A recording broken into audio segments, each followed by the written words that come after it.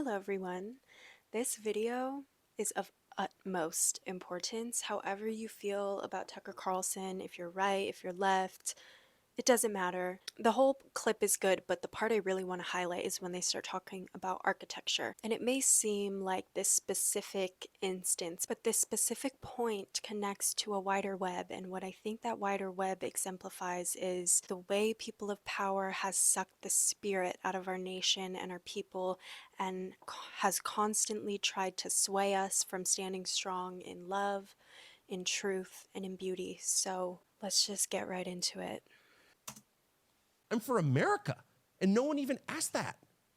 And I feel deep resentment about that the concerns of this country are of no concern. Right. It feels like our concerns don't even fucking matter anymore. They don't matter. That's why it makes me wonder, are we just a shell company for Israel? Are we just a shell company for China? Like, where are we anymore? Like, are we just... Well, there are a lot of people who live here who really like it here. Is lost. We're born here. I love it here. Well, I know you do. And I'm just saying, like, it doesn't have to be this way. There are hundreds of millions of people whose ancestors are buried here and they want to stay here. They don't have another passport. And it wouldn't be hard to rally them and just say, like, you're a Democrat, you're a Republican, you're this, you're that, but we're all American, and let's have a conversation about what's best for our country. You would get people from all sides being like, that's right, that's the right conversation. We may not even agree, but that's the conversation we should be having. And if you don't do that, I'm just telling you, you play with fire. People go crazy. And I'm totally convinced that the mass shootings we're seeing and the massive spike in mental illness that we're seeing, which is leading to the mass shootings, these are manifestations of the frustration, the hopelessness that people feel when they realize their leaders don't care about them. I believe that. I can't prove it, but I believe it because... Again, that may seem so specific. No, there's so many other reasons for the mental health crisis, which is true. But that is a root cause because, for example, the rigidity in our education systems and therefore social systems and therefore conversations, I mean, it all connects and it all stems from the higher ups and the people in charge of building these systems that, when you look deeply into them, are created for our detriment. I happen to live in a place with a lot of people who are not kind of succeeding in the modern world. And they're good people and they have skills and they've been here, their families have been here for hundreds of years. We should care about them. I agree. But yeah, I think our country has been compromised by people that don't care and they don't see value in that. And it feels like it's just about a bottom line, or it's about power. I don't know, some goal that to me seems so erroneous. I can't even fathom that you wouldn't have feelings like when you're like that Sackler family that's just watching people's children die. Just you can make money off of a fucking pill. Who cares? What do you eat? What are you gonna get? Another like half bathroom or something? Like what are you gonna get? Exactly. Like I don't understand the goal sometimes. And their soullessness is seeping into our culture from what they build, and therefore the external world that they build is seeping back into our internal world. And it's just like, who are we letting control our lives? And do we really agree with them? Do we really resonate and align with the way we're living? Because I don't. I sure fucking don't. Times of some of that, or why people would think that selling someone out to such a point where they don't have any purpose, where you take away their hope. We had a guy on here talk about meaning, this guy John Vervaeke, and he was real interesting. This guy is from Canada, and he just talks about meaning and when. Real quick, I got a comment on one of my videos yesterday to check out Viktor Frankl's Man's Search for Meaning, but I started reading some of the quotes from this book and they were so good and so relevant. So I'm just gonna go on Goodreads and see if I can find one that I want to share. I mean, the first one on here: everything can be taken from a man but one thing, the last of the human freedoms, to choose one's attitude in any given set of circumstances, to choose one's own way. When we are no longer able to change a situation, we are challenged to change ourselves. And then this quote, I was actually going to include it in my last video. I don't know if this is Nietzsche because I've seen this quoted as Nietzsche before, but those who have a why to live can bear with almost any how. For the first time in my life, I saw the truth as it set into song by so many poets, proclaimed as the final wisdom by so many thinkers. The truth that love is the ultimate and highest goal to which man can aspire. Then I grasped the meaning of the greatest secret that human poetry and human thought and belief have to impart. The salvation of man is through love and in love. Yeah, I notice one thing that immediately invalidates somebody's point to me is when it is rooted in anger and not in love. It immediately hinders the opportunity for growth and for somebody to listen when you aren't rooted in love in your language. So that's just one thing I'm throwing out there. But anyway, loved those quotes, and I'm definitely going to check out that book. So thank you to the person that commented it, and give me recommendations, please, on videos to watch, things to consume. And people don't have like when they don't feel like they're supported by, I'm gonna fuck it up, but if they don't feel like they're part of a group, or they don't feel like If they're totally cut off from other people and just floating around atomized and alone, Right. it drives them crazy. right, you go crazy. Yeah, And it's then like you when get put a man in solitary unnecessarized confinement. Exactly. So you've basically taken so much of America by taking away like things that brought us together. Yes. And some of those things were smaller towns, like businesses in small towns, Of course. things that made people feel of value. You know, my father went to a, my father, his family was mahogany farmers. They did wood. And so I think if your father went into the woods in your town or whatever, part of a company that built tables. My grandma was telling me about how her church would hold events for young people to meet, and though that's not where she met her husband, those spaces were available back then. And now it seems like the only social setting is going out and drinking. And when people drink, they're not even really their true selves. Like, people have those friendships with others that only exist when they're drunk. It's like this faux social setting, and we are lacking so much of the nutrients of the fulfillment of truly connecting with others in settings that encourage authentic connection. Literally mahogany farmers? Yeah, and you had a table at home, and then it was your dad's company's table. You'd be like, we eat at our families. Course. We build it in our town. There's some physical connection between labor and reward. And Yeah, it's now not it's all just theoretical and digital. One thing, when they talk about architecture, I'm gonna let it run because that's the really important part. But the patio outside my house, my grandpa built, and every time I sit in it or just walk through it, I can feel the warmth, the magic that his hands put this together. There's so much story in what was built. Let's go. And bullshit. Yeah. Zoom calls and yeah. Yeah, now it's just like, do you want to eat at this fucking Chipotle sit-go, where they're selling gas and burritos and, and it's just like, Is that a thing? But that's a fucking town hall of a lot of, it's just, now everything has just been, it's a Dollar General in most towns, and that's what it is. And, it's like, just we've killed off a lot Love of the that, dollar store, though. What's but interesting is you drive through, I like to hunt and True. fish, so I've been in a lot of small towns in America because that's where the hunting and the fishing Oh, is. yeah. And some of these towns, and especially the county seats in rural towns, have beautiful courthouses. Beautiful. Like somebody spent a lot of money and a lot of time to make a beautiful public building. One of those hasn't been built since the Second World War. That is true. Probably since the 30s, since the Depression. Wow. Your state especially. You've got a lot of great public architecture in Louisiana. None of it has been built since Huey Long was murdered. Okay? So why is that? And it's been replaced by disposable garbage, and the dollar store, I'm sorry to single them out, but they are a symbol of it.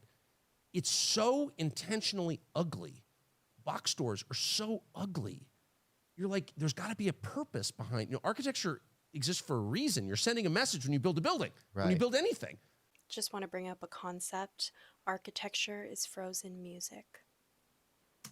Message of box stores and dollar stores and of the DMV is So what songs is modern architecture singing? you mean nothing. We're not going to There spend it any is. time or Oop, any there energy it trying to is. elevate you or please your senses or build anything beautiful. It's ugly on purpose to let you know that you mean nothing. You do not count. Shut up and obey. You're an animal. actually. And I just feel like there's something very profound about that, the message that it sends. And everyone receives the message, whether they know it or not. You go into a DMV, what's it telling you? Wait your turn, wait for your number. And then some surly low IQ person like hassles you over. It's like, I'm a citizen of this country. Why do I even have to have a driver's license? Give me my fucking papers and let me get out of here. How dare you speak to me that way? But you can't because she's in charge. The whole experience is designed to degrade you and make you less powerful, to take your self-respect away. I'm very upset by it. Oh, the DMV, it's almost like they have a line, if you come out of the closet, you get to go to the front of the line. You know? I'd be willing to do that. Yeah, but that's the kind of shit I'm saying. It's like that's how much they want to compromise who you are or what you are. But look at that. Okay, the drop ceiling, like there's no reason to have lighting like that. It doesn't cost more. Maybe to put some lamps or sconces or something. There's nothing more oppressive than a drop ceiling with fluorescent lighting. And there's no reason to have that. And everything Can I just say that's what classrooms look like too? is made out of vinyl and metal. There's not one natural material in there. Why not have wooden benches? What would that cost extra? Train stations used to have them, but they don't. Because the message there is all this shit's disposable. It'll be in a landfill in 5 years, and so will you. Everything about that is degrading to the citizen, and it's not an accident. We've been doing that since the day we dropped the atomic bomb on Hiroshima. That is true. Since the end of the Second World War. I mean, I have a lot of theories about it. I have no evidence to back up any of my theories, so I should just say that. I think that dropping the atomic bomb on Japan convinced the U.S. government and the Western leaders more broadly that they were God. They had the power to destroy whole cities. Nuclear power, when weaponized, is the most powerful tool man's ever made. And it gave people the impression that they were God. And they lost all humility and all love for their fellow citizens. They lost love for their fellow citizens. That's what our architecture, post-war architecture, conveys. I don't say it louder for the people in the back, Tucker. The British colonized whole countries. India, for example. Yeah. They didn't love they loved the Indians, but they thought the Indians were lesser than them. They did. They were racist in our current understanding of that word. But they built train stations in, say, Calcutta or Bombay that would blow your freaking mind. There's nothing as beautiful in the United States as the train stations they built in the subcontinent, in India. Oh, yeah. Stunning places. Right. Stunning. So, like, what does that tell you? And these were colonial train stations built for Indian subjects. Right. Look at that. But they still had a lot of pride in what they built. They did, but people, here, do the one in Mumbai. The Mumbai train station is like the most unbelievable I met a Pakistani the other day. Well, that was part of India up until 1947. They have their own autonomy now. They do. Yeah, they have nuclear weapons, actually. Yeah. Oh, look at that. Look at that right there. Look at that. Come on. That looks like, that's the train station in Bombay, Mumbai, India. Oh, yeah. I've been there, and I sat there, and it's very poorly maintained. The Indian government has done nothing to kind of preserve it, unfortunately, and they've built a lot of garbage architecture they stole. You can put any building in downtown LA or LA in general next to that, and it will look like a joke. Okay?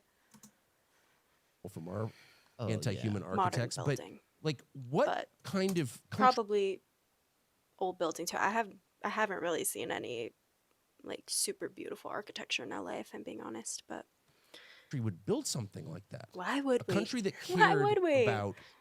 Why would we? Right. You look at that pleases you. You want to keep staring at it because it's beautiful. We've created nothing of beauty in the United States in 80 years. Like, what the hell? Roy Lichtenstein and Andy Warhol, that's beauty? No, it's not. It's garbage. Yeah. Yeah, it's bootleg. Whoa! And LA is the epicenter of artists, artistry in America. It's like, I'm not going to say there's not beautiful murals and museums with amazing art in it, but it's no Mumbai train station. Not at all. Not even an attempt. I actually tried to look up American modern architecture. I literally couldn't even find anything. It was just a bunch of articles talking about modern architecture all over the world. I'm sure there are a couple sites, but nothing to the extent, nothing that holds as much story as what was built, what did he say, before 1930s. And I wanted to read some quotes about architecture that I saved before this. So Virgil Abloh, you probably know him as a fashion designer. He created Off-White, but he had a degree in architecture. And this is a quote from him. He was a visionary, a creative genius. Um, Boundaries are a myth. There's no such thing as this is fashion, this is architecture, this is graphic design. It all influences one another. And like I was saying, architecture's frozen music. Get rid of the boundary. Does it not make sense with the music that's being presented and pushed to us nowadays? And boundaries are a myth. And so, if you think this is just a specific instance, maybe you think we need to use our resources in other ways than just beautiful buildings. We have many other problems to solve. This isn't just one specific instance. Again, it is something that connects to a wider web of what's going on in this nation, which, like I said, the spirit, the story is being sucked out of our lives, and we're living this dry existence. And the external world reflects our internal world, and vice versa. So, what is modern architecture saying about the way we are living life, the way we are bypassing the magic of this experience, and the way we are being treated, like Tucker said, as animals? It's insane. That's my favorite phrase. Buildings are deeply emotive structures which form our psyche. People think they're just things they maneuver through, but the makeup of a person is influenced by the nature of spaces. So true. Architecture is about trying to make the world a little more like our dreams. And so, if that quote has any validity to it, what is modern architecture saying about our dreams, about where we're going? Like Tucker was saying, we are building buildings with the foundation that it is just disposable, and who cares what time will do to it?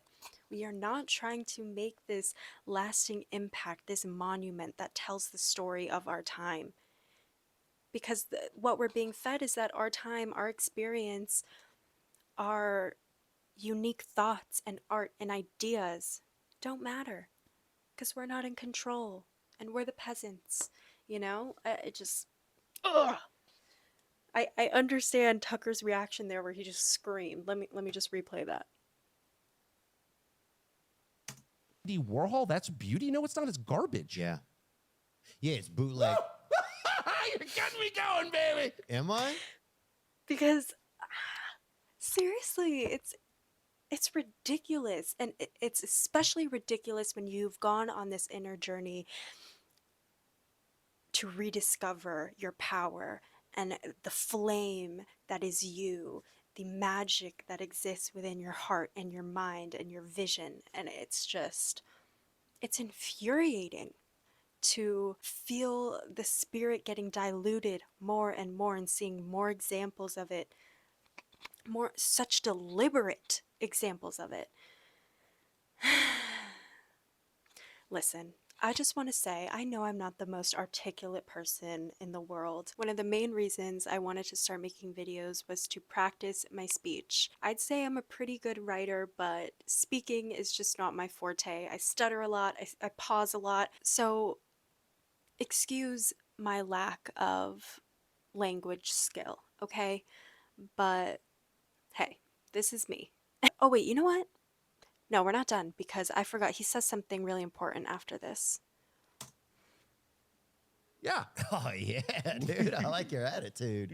Well, you know where there's great architecture that blew my mind? Milwaukee. The best. Down by the river? Dude, Milwaukee Yes. is such a beautiful city. I totally agree with you. I had no idea. Have you tried Cleveland? Yeah. I mean, Cleveland obviously is famously screwed up, mistake by the lake, but it's like, look at that right there. So the Germans built it. Milwaukee was a German city, obviously. It was? Oh, yeah. That's why the beer was brewed there. Oh, yeah, yeah, yeah. Very German city. I love, but And they recreated Wow, that's Europe. awesome. The best of Europe. yeah, Cleveland definitely, it was a bit of a different experience, I think, when I was there. Look at that. Look at that building. It's stunning. Imagine building something like that. And instead, we build glass boxes that are LEED certified.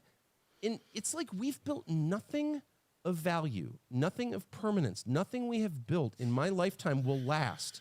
And rightly so. There are Roman buildings and arches. Rome that are going to last longer. Rome fell in the 5th century, and they're still there. And that will outlast the construction of a fucking half these Petcos. It's or whatever. true. It's totally true. Yeah. Sorry. No, it's crazy though. But there's something happened.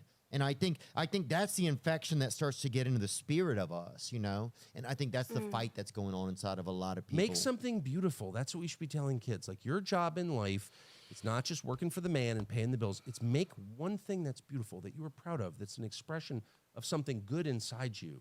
Make it with your hands or with your mouth. But make it. Make something beautiful. Yeah. I don't know why that's so. And by the way, when you say something that you think, not others, you think is particularly funny or insightful, you're getting the truth about something, aren't you filled with like this? Wow. Doesn't that feel like better than anything? Yeah. Yes.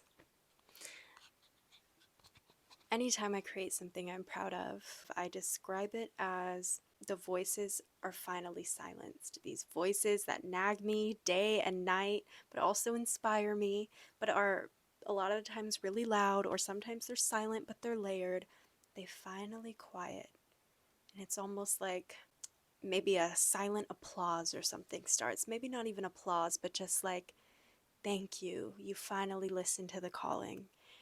There's this divine, ineffable feeling that happens when you create something true to you. Yeah, so on that note, I don't want to butcher, honestly, any more of what Tucker or Theo has said. They articulated the message very beautifully, and I think it's a message for all. So make something beautiful, and let me know in the comments, again, anything I should watch, anything you recommend, and let me know what you thought of when you heard make something beautiful. Are there any specific visions or ideas that you have that you want to make come to life in your lifetime? Let me know.